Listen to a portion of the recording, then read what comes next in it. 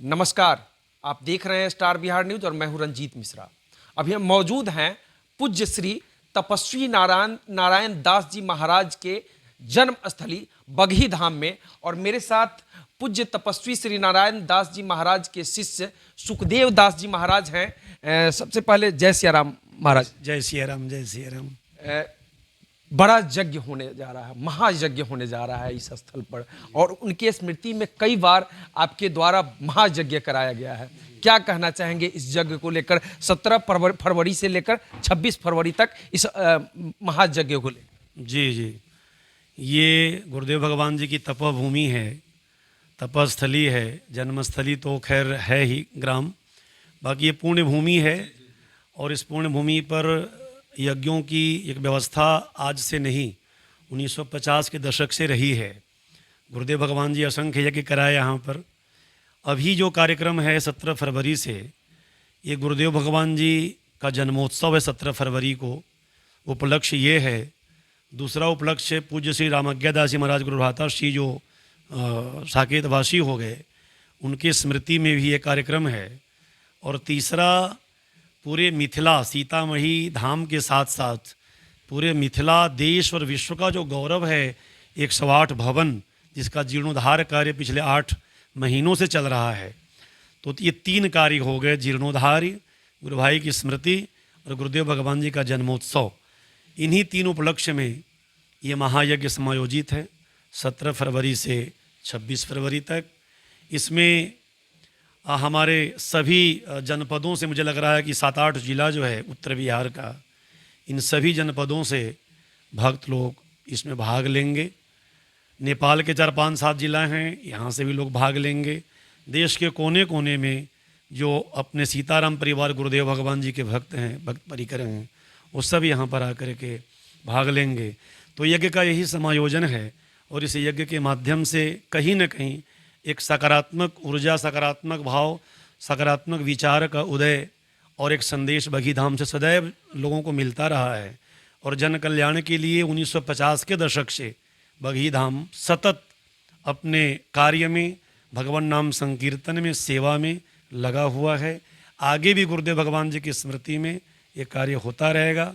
वर्तमान में महायज्ञ है और महायज्ञ में सभी लोगों से हम आग्रह कर रहे हैं कि आप भाग लीजिए और आइए। गुरुदेव भगवान के शिष्य पूरे देश में ही नहीं, विदेशों में भी है। अयोध्या में उनके द्वारा महायज्ञ कराया गया, दिल्ली के बुराड़ी में उनके द्वारा महायज्ञ कराया गया और भगवान के अवतार लोग मान चुके हैं उनको। उनके द्वारा कई ऐसे लोग बताते हैं, जैसा हम लोग सुनते हैं कि ऐसे ऐसे कृति किए गए जो जन्म जन्मांतर तक याद रखा जाएगा। क्या कहना चाहेंगे, क्या क्या इस यज्ञ के लिए तैयारियां चल रही है? अब महज अब 1 सप्ताह रह गए हैं। लाइटिंग की व्यवस्था, भक्तगणों के रहने सहने की व्यवस्था, ठहरने की व्यवस्था, इन सब के लिए। जी, स्वाभाविक रूप से जो आपने कहा है, गुरुदेव भगवान जी जैसे संत महापुरुषों को ये देश, अपना भारतवर्ष आस्था का केंद्र है और धर्मभीरू और आस्थावान लोग रहते हैं। ज्ञान की दृष्टि हो या भाव की दृष्टि हो, श्रद्धा की दृष्टि हो, सभी दृष्टि से बहुत ही मजबूत और सम्मिलित है हमारा देश और यहाँ का जनमानस। तो स्वाभाविक है गुरुदेव भगवान जी के ईश्वर के रूप में यहाँ पर आए और उन्होंने जो जो कार्य किया, सब कार्य देवतुल्य और ईश्वर तुल्य और उनके आदेश के अनुरूप सभी कार्यों को संचालित किया। ऐसे महान पुरुष जिन्होंने 22 वर्षों तक जल नहीं पिया, आखिर किसके लिए नहीं पिया? वो तपस्या क्यों कर रहे थे? क्या उनको चाहिए था? कोई वैभव, कोई संपदा, कोई ऐश्वर्य नहीं चाहिए था। वो तो भगवान सीताराम जी के नाम का प्रचार चाहते रहे और आज भी उनके आदेश के अनुरूप हम लोग प्रयास करते हैं प्रचार का। उनका मानना था कि भगवान के नाम संकीर्तन से पूरे देश और संपूर्ण विश्व का जो एक मानव है, ये शांति को प्राप्त करेगा, सद्भाव को प्राप्त करेगा, सहिष्णुता को प्राप्त करेगा और बहुत प्रसन्नतापूर्वक जीवन को जी पाने में सफल हो पाएगा प्रभु नाम संकीर्तन से। चूँकि ये कलयुग है और कलयुग में और सब जो साधन हैं वो गौण हैं, भगवान नाम संकीर्तन ये सर्वोपरि साधन है और यही संदेश उन्होंने दिया। आपने दूसरी बात कहा कि ठहरने की, बिजली की, पानी की सब क्या व्यवस्था है। तो चूँकि मेरा कोई आलोचना का भाव नहीं है, परंतु पिछले वर्ष माननीय श्री मुख्यमंत्री नीतीश कुमार जी, मैं हृदय से उनको बहुत मानता हूँ और बहुत ही अच्छी भावना और बहुत अच्छे विचार के साथ वो लगे हुए हैं समाज की सेवा में। तो मैं मिला था माननीय श्री देवेश चंद्र ठाकुर जी, बहुत ही लगे रहे, शुरू से वो लगे रहे, और अपने सीतामढ़ी जनपद के जितने माननीय सदस्य थे उस समय सबको माननीय देवेश बाबू लेकर के मुख्यमंत्री से मिले थे। बड़ा कार्यक्रम था, शताब्दी महोत्सव था, और माननीय मुख्यमंत्री जी ने पूरी तरह से जो जो हमने याचना किया या जो देवेश बाबू जी ने कहा सब उन्होंने कराया। चूँकि इस बार मैं उनसे मिल नहीं पाया और संवाद हमारी स्थापित नहीं हो पाई, समय भी अब कम है, कुछ कार्यों से मैं स्वयं भी अस्त व्यस्त था, तो इसलिए अब प्रदेश के मुखिया तक ही मैं अपनी बात को नहीं पहुंचा पाया। तो मैं अब उसमें कोई आलोचना का भाव तो है नहीं। हाँ, अपील ज़रूर है जिला प्रशासन से, चूँकि मुख्यमंत्री से नहीं मिल पाया, कोई बात नहीं, अपनी बात को मैं जिलाधीश महोदय तक पहुंचाया हूं पत्र के माध्यम से, और जनप्रतिनिधियों के माध्यम से भी स्वयं भी अपनी बात को जो जिला के मुखिया हैं डीएम साहब उन तक पहुंचाऊंगा। मुझे आशा है कि प्रशासन पूरी तरह से सहयोग करेगा, क्योंकि प्रशासन होता ही इसी कार्य के लिए है कि सार्वजनिक कार्यों को अच्छे से संचालित करके जनमानस में एक अच्छा मैसेज जाए। तो ये तो सार्वजनिक स्थल है और सभी के लिए खुला हुआ है, सब लोगों का भाव, सब लोगों की एक भावना, सहयोग, समर्थन, सबके लिए ये आश्रम खोला, सब लोग करते हैं। 2017 में जो यज्ञ महायज्ञ हुआ था इस स्थल पर, उस समय बिहार के मुख्यमंत्री इस स्थल पर, इस मत कह सकते हैं पुण्य की धरती पर, पूर्व मुख्यमंत्री लालू प्रसाद यादव, नीतीश कुमार सहित कई गणमान्य इस स्थल पर पहुंच चुके हैं। क्या कहना चाहेंगे इस बार जो यज्ञ हो रहा है, इसमें कौन कौन से माननीय लोग? देखिए, मैं पहले ही कहा है आपको कि चूँकि शताब्दी महोत्सव था और वो हमने बड़े स्केल पे, बड़े पैमाने पर उस कार्यक्रम को किया था और बहुत बड़ा कार्यक्रम था। परंतु एक बात इस साथ में और कह दें कि कार्यक्रम 1008 का था, यज्ञ का ये 108 है, परंतु जो हमारा भक्तों का क्षेत्र है वो उतना ही तब था, उतना ही आज है। तो भीड़ की संख्या तो उसी तरह से होगी, परंतु मैं विशेष रूप से किन्हीं राजनेताओं से व्यक्तिगत रूप से मैं संपर्क नहीं किया हूँ, उन तक नहीं अपनी बात को पहुँचाया हूँ। उसमें व्यक्तिगत हमारी एक व्यस्तता थी और कुछ परेशानी थी कार्यक्रम की तैयारी को लेकर के, जिससे मैं अपनी बात नहीं कह पाया हूँ। परंतु आएंगे, वीआईपी जो हैं वो तो आएंगे ही। मुझे लगता है केंद्रीय मंत्री और प्रदेश के मंत्री लोग भी जो भी हैं निश्चित रूप से आएंगे। कौन कौन आएंगे ये मैं अभी बता पाने में असमर्थ हूँ, परंतु आएंगे सभी लोग और सभी को मैं आमंत्रित करूँगा। जितने हैं सबको सादर आमंत्रण मिलेगा। जो भी गुरुदेव भगवान के भक्त हैं, जो शिष्य हैं, जो उनको मानते हैं, वे लोग खुद पहुँचे। हाँ जी, निश्चित रूप से उनकी आस्था है और पहुँच भी रहे हैं, पहुँचेंगे भी। और एक आस्था का केंद्र है बगही धाम और जन जन के आस्था का केंद्र है, कोई एक दो व्यक्ति का नहीं। तो जन जन के आस्था केंद्र है, स्वाभाविक रूप से जनप्रतिनिधि उसी में आते हैं, तो निश्चित रूप से वो आएंगे। और हम आग्रह जिनको भी करेंगे या सस्नेह निमंत्रण देंगे तो प्रयास वो सभी लोग जरूर करेंगे यहाँ आने का और आएंगे, ये मुझे विश्वास है। महाराज जी, आप बिहार राज्य धार्मिक न्यास पार्षद के आप सदस्य भी हैं, प्रख्यात कथावाचक हैं, बहुत अच्छे से कथा वाचन करते हैं। लोग आपके कथा को बड़े प्रेम से सुनते हैं, बड़े स्नेह के साथ सुनते हैं। सनातन धर्म को लेकर आजकल बड़ी ही टिप्पणियां की जा रही है। रामचरितमानस के एक अनुच्छेद को लेकर टिप्पणी की जा रही है, संतों के ऊपर टिप्पणी की जाती है, ब्राह्मणों के ऊपर टिप्पणी की जाती है। इसको लेकर क्या? देखिए, पहली बात तो जो लोग भी टिप्पणी करने वाले हैं, मैं उन सभी माननीय सदस्यों, चूँकि जनप्रतिनिधि कहीं ना कहीं हैं कुछ लोग, मैं उन सभी का मान सम्मान करते हुए ये आग्रह करना चाहूँगा कि हम जब स्कूल में जाते हैं, जब हमें शिक्षा दी जाती है और जब हम हिंदी का पेपर लिखते हैं या किसी भी विषय का पेपर लिखते हैं, परंतु हिंदी की बात कर रहा हूँ क्योंकि विषय हिंदी का ही है, पेपर लिखते हैं तो उस पेपर के किसी भी कहानी के बारे में कुछ बात कही जा रही होती है या हम व्याख्या करते हैं तो उसमें संदर्भ और प्रसंग प्रथमतः उसकी व्यवस्था होती है, उसके बाद हम कहानी की व्याख्या करते हैं। तो हम सनातन संस्कृति में किन्हीं महापुरुषों के द्वारा कहे हुए वाणी पर डायरेक्ट कुछ टिप्पणी नहीं कर सकते तब तक जब तक हम संदर्भ को और प्रसंग को न समझ लें और न जान लें। इसलिए बेहतर होगा जो लोग भी इस पर टिक्का टिप्पणी कर रहे हैं इससे बचना चाहिए, क्योंकि सनातन संस्कृति में महापुरुष जो भी आए हैं उन्होंने सबका कल्याण सोचा है, सबका कल्याण किया है, चाहे वो संत हो, महात्मा हो, महापुरुष हो, या आपने एक शब्द अभी पूछ लिया है हमसे, जो कि दर्शक इस बात को सोचेंगे महाराज जी ने इस बात पर कोई जवाब नहीं दिया, आपने ब्राह्मण शब्द का उच्चारण किया। तो वेद का मंत्र है ब्राह्मणों से मुखमाशित बाहुराज अन्न कृत। तो ब्राह्मण क्षत्रिय वैश्य शूद्र की बात ठीक है, हमारे शास्त्रों में कई प्रकार से वर्णन है। भगवान श्री कृष्ण ने कहा चातुर्वर्ण्यम मया सृष्टम गुणकर्म विभागशः गीता में, कि चारों वर्णों की रचना मैंने किया है, परंतु उनके गुण कर्म के अनुसार मैंने विभागों की रचना की है। दोनों बातें होती है इसमें। देखिए भगवान स्वयं जब कह रहे हैं, परमात्मा स्वयं कह रहे हैं, तो सभी के लिए वो परमात्मा है, किसी एक के लिए परमात्मा नहीं है, वो सबके लिए प्रभु हैं, सबके लिए ईश्वर हैं। उन्होंने कहा चातुर्वर्ण्यम मया सृष्टम गुण कर्म विभागशः। तो गुण और कर्म के आधार पर उन्होंने 4 वर्ण विभक्त किया। हो सकता है कोई बहुत बड़ा विद्वान हो, वो कर्म से ब्राह्मण हो, जातिगत ब्राह्मण न हो सकता है कि कोई कर्म से ब्राह्मण न हो, जातिगत ब्राह्मण हो। तो इन सब की अपनी अपनी व्यवस्था है, अपना अपना इसका महत्व है, अपनी अपनी गरिमा है। परंतु वैदिक काल से लेकर के आज तक विशुद्ध रूप से जो त्रिकाल संध्या करने वाले ब्राह्मण रहे हैं और आज भी हैं, ऐसे ब्राह्मण कभी छुआछूत में विश्वास नहीं करते हैं।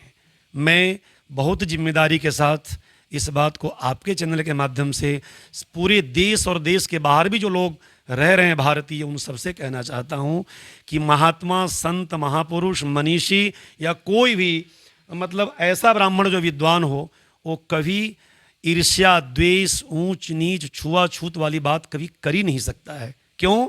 क्योंकि वो जानता है प्रत्येक हृदय में परमात्मा का वास है। जो परमात्मा उनके हृदय में निवास कर रहा है वही मेरे हृदय में निवास कर रहा है। इसलिए वो छुआछूत वाला काम तो नहीं करते हैं। हाँ, प्रेम का प्रसार करते हैं, प्रेम के साथ जीने की शिक्षा देते हैं। हमारे संस्कृति में सूत्रपात किया गया मनुष्यों के द्वारा, सर्वे भवन्तु सुखिनः सर्वे सन्तु निरामया। उपनिषद का मंत्र है ये, सर्वे भद्राणि पश्यन्तु मा कश्चित् दुःख भाग् भवेत्। जो भी ब्राह्मण देवता, जो भी आचार्य विद्वान इस सूत्र को लिखे, वो ब्राह्मण, क्षत्रिय, वैश्य, शूद्र सबके लिए लिखे हैं, सबके कल्याण के लिए लिखे हैं। तो यहाँ भेदभाव कहाँ है? यहाँ ऊंच नीच की बात ही नहीं है। इसलिए संत, महात्मा, महापुरुष, चाहे वो सूर्य हो, कबीर हो, तुकाराम हो, मीराबाई हो, या जो भी महारैदास, संत रैदास हो, वाल्मीकि हो, सभी ने सबके कल्याण की बात किया है। परंतु हाँ, अलग अलग समय के, काल के, परिस्थिति के अनुसार कुछ बात उन्होंने कहा है, तो उस संदर्भ और प्रसंग को समझना बहुत आवश्यक है। तभी उनके भाव को हम समझ पाएंगे और उसके अनुरूप हम व्याख्या कर पाएंगे। जब भगवान सबरी के हाथ से वेर खा सकते हैं, मतलब उस समय भी शूद्रों के हाथ से, जो शूद्र कहे जाते हैं, वर्णित हैं, समुद्र जी ही बोले थे, समुद्र जी ही भगवान से कहे थे कि ढोल गवाड़ शूद्र पशुनाड़ी, ये है सकल ताड़ना के अधिकारी। इस को लेकर बड़े ही मतलब राजनीति अभी चल रही है, इसको लेकर क्या कहें? देखिए, बड़ा ये प्रख्यात और विख्यात है, चौपाई है श्री गोस्वामी तुलसीदास जी महाराज का। गोस्वामी तुलसीदास जी पर भी टिप्पणी करते हैं लोग, लेकिन गोस्वामी जी ने ऐसा कुछ नहीं कहा। ढोल गंवार शूद्र पशु नारी का जो उन्होंने अर्थ किया है तारण के अर्थ में, वो तारण के अर्थ कोई मारना पीटना या कोई अपमानित करना नहीं होता है।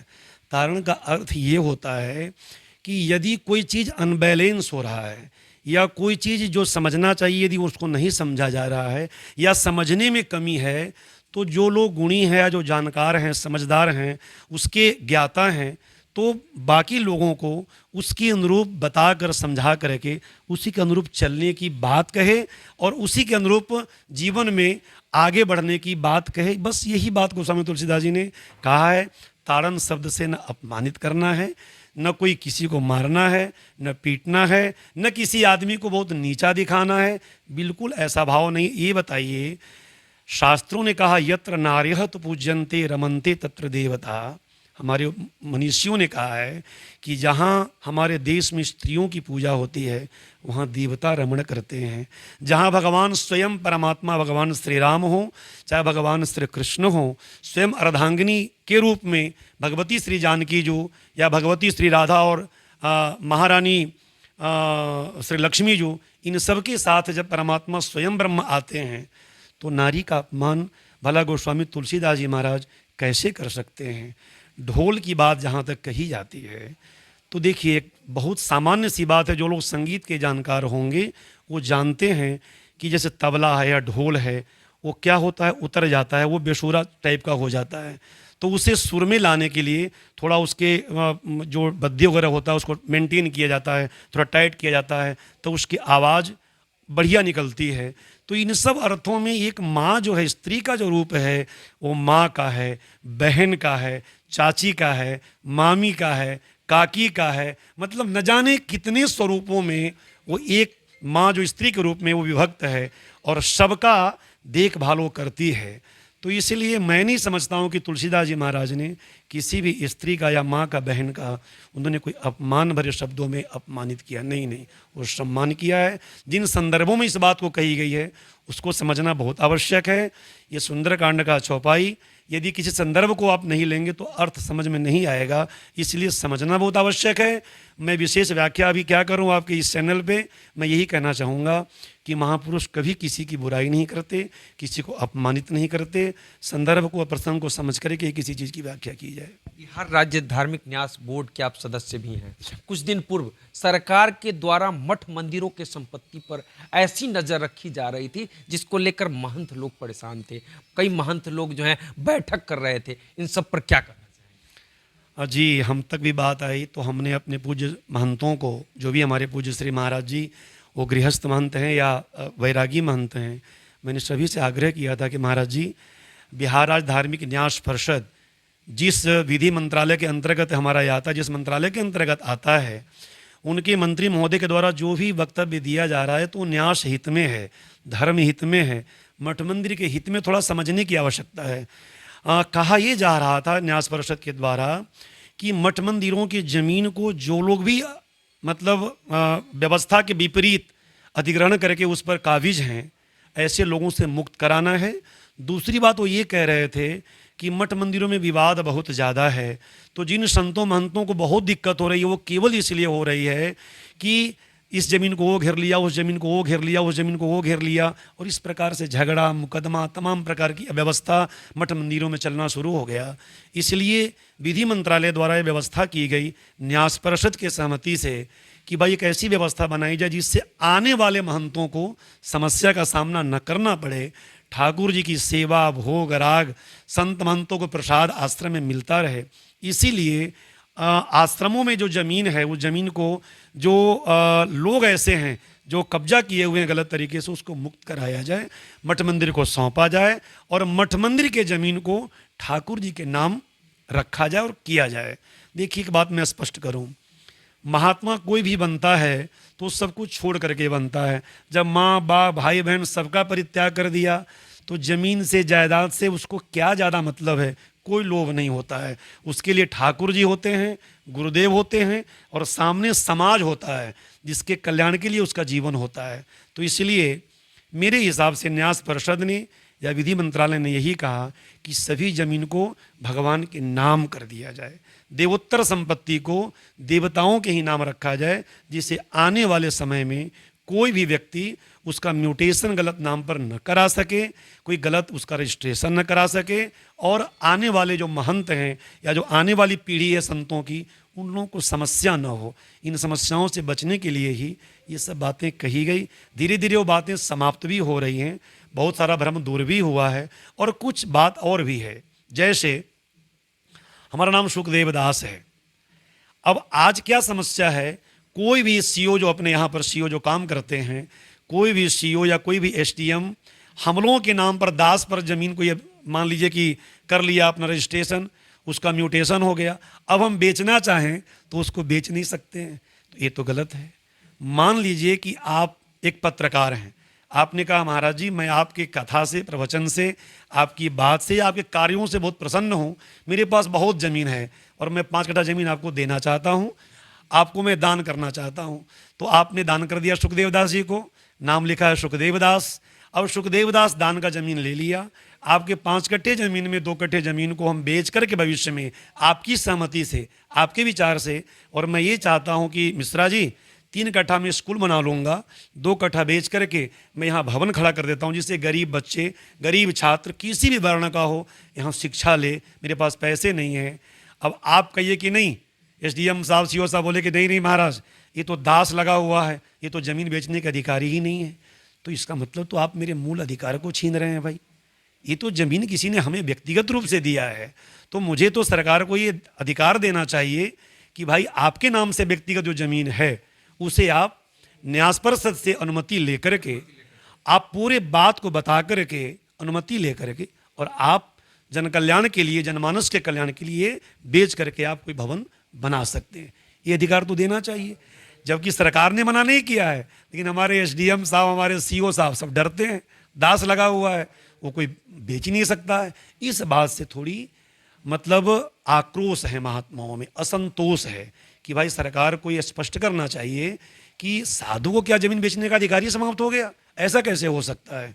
इसलिए इस बात के लिए मुझे सरकार से निवेदन है कि अपनी इस व्यवस्था को स्पष्ट करके साधु महात्माओं के नाम पर कोई व्यक्तिगत जमीन है और वास्तव में जन कल्याण में वो महात्मा लगा हुआ है, या कोई उसके व्यक्तिगत प्रभाव से प्रभावित होकर के कोई दान कर रहा है और वास्तव में उसका विचार बहुत उत्तम है, तो ऐसे महात्माओं के ऊपर इस बात नहीं होनी चाहिए।